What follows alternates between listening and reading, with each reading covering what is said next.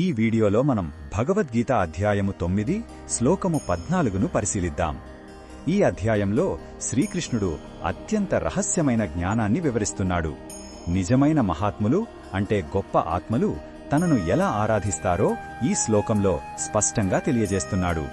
మొదటగా ఈ పవిత్ర శ్లోకాన్ని భక్తితో విందాం.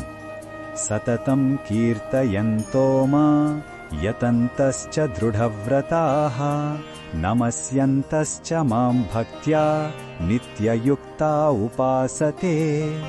ఈ శ్లోకం అర్థమేమిటంటే, మహాత్ములు నన్ను ఎలా ఆరాధిస్తారంటే వారు ఎల్లప్పుడూ నా నామాలను కీర్తిని గానం చేస్తారు.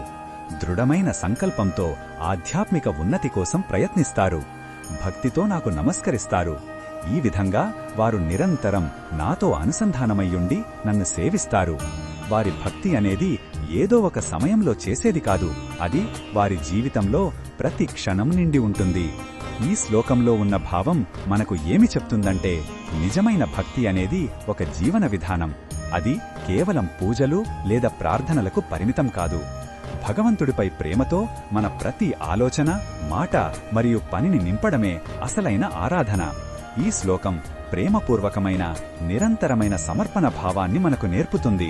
ఈ బోధనను మన దైనందిన జీవితంలో ఎలా ఉపయోగించుకోవచ్చంటే, మన పనులను ప్రారంభించే ముందు భగవంతుణ్ణి స్మరించుకోవటం ద్వారా మనం ఆయన కీర్తిని గానం చేయవచ్చు.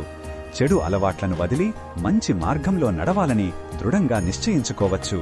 మన చుట్టూ ఉన్నవారిలో కూడా భగవంతుణ్ణి చూస్తూ వినయంతో ప్రవర్తించవచ్చు. మన పనుల ఫలాన్ని భగవంతునికి అర్పించడం ద్వారా మనం నిరంతరం ఆయనతో అనుసంధానమై ఉండవచ్చు. మరిన్ని భగవద్గీత శ్లోకాల అర్థాన్ని తెలుసుకోవాలంటే మా తదుపరి వీడియోలను తప్పకుండా చూడండి.